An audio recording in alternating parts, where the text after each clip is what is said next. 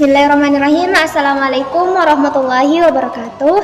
Perkenalkan, nama saya Nur Fatimah dengan NIM 09 105 80 22 10 26 dari Program Studi Pendidikan Bahasa Indonesia. Nah, pada video kali ini saya akan menjelaskan beberapa materi mengenai belajar dan pembelajaran. Nah, untuk lebih jelasnya, yuk simak video berikut ini. Yang pertama yaitu pengertian. Belajar adalah suatu upaya yang dimaksud untuk menguasai atau mengumpulkan sejumlah pengetahuan. Pengetahuan tersebut diperoleh dari seseorang yang dimaksud guru atau sumber lainnya. Sedangkan pembelajaran menurut UU SPN nomor 20 tahun 2003, pembelajaran ialah proses interaksi peserta didik dengan pendidikan dan sumber belajar pada suatu lingkungan belajar. Selanjutnya, model-model pembelajaran. 1. Model pembelajaran langsung. Model pembelajaran langsung ialah model pengajaran langsung bertumpu pada prinsip-prinsip psikologi, perilaku, dan teori belajar sosial khususnya tentang permodelan atau modeling. Yang kedua, model pembelajaran berbasis masalah. Yang ketiga, model pembelajaran kooperatif. Selanjutnya, konsep belajar menurut pandangan psikologi behavioristik.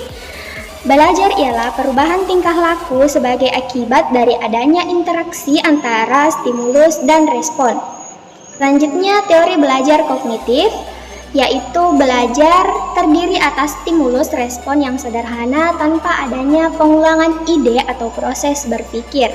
Selanjutnya, konsep belajar menurut psikologi humanistik, yaitu proses belajar harus dimulai dan ditujukan untuk kepentingan kemanusiaan manusia itu sendiri.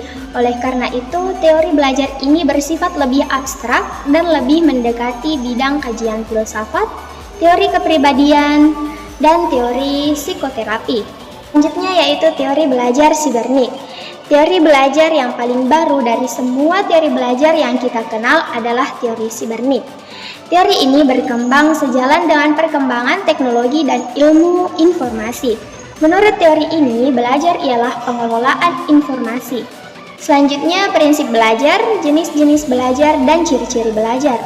Prinsip belajar menurut Sujono yaitu yang pertama motivasi, praktik, pengalaman masa lalu, tingkat kematangan, aktivitas, reinforcement, dan transfer. Kemudian jenis-jenis belajar. 1. Belajar diskriminasi, yaitu belajar dengan cara memisahkan antara satu jenis objek dengan objek lainnya. Yang kedua, belajar konsep, yaitu semakin banyak seseorang menguasai konsepsi maka akan semakin tinggi tingkat pengetahuannya.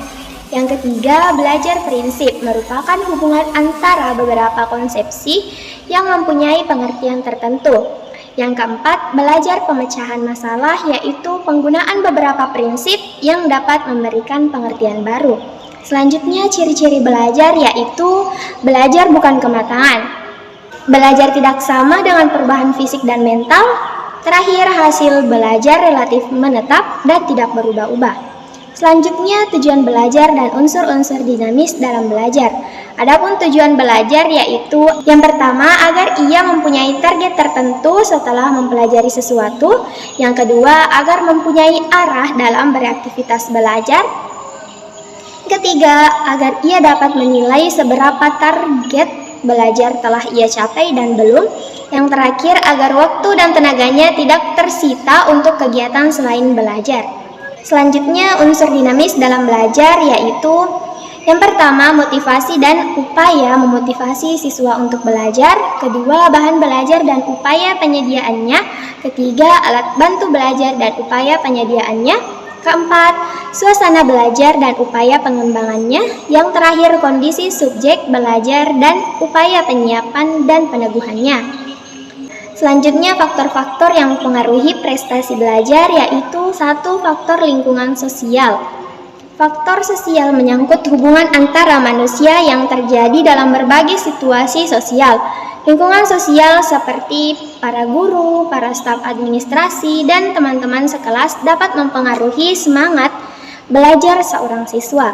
Yang kedua, faktor lingkungan non-sosial. Faktor lingkungan yang bukan sosial seperti lingkungan non-sosial gedung, sekolah dan letaknya, rumah tempat tinggal siswa, alat-alat belajar, dan keadaan serta waktu yang digunakan siswa.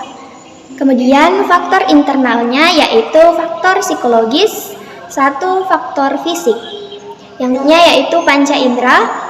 Faktor psikologis, keadaan psikologis yang terganggu akan sangat mempengaruhi terhadap prestasi belajar siswa. Selanjutnya model-model pengembangan kurikulum.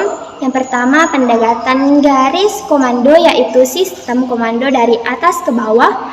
Yang kedua pendekatan akar rumput yaitu model pengembangan kurikulum kebalikan dari model administratif, dilihat dari sumber inisiatif dan upaya pengembangan kurikulum. Yang ketiga model arah terbalik Hilda Taba, yaitu sesuai dengan namanya model ini terbalik dari yang lazim dilaksanakan, yakni dari biasanya dilakukan secara deduktif dibalik menjadi induktif. Baiklah, cukup sekian penyampaian materi dari saya. Lebih dan kurangnya mohon dimaafkan. Billahi fisabilillah, fastabiqul khairat. Wassalamualaikum warahmatullahi wabarakatuh.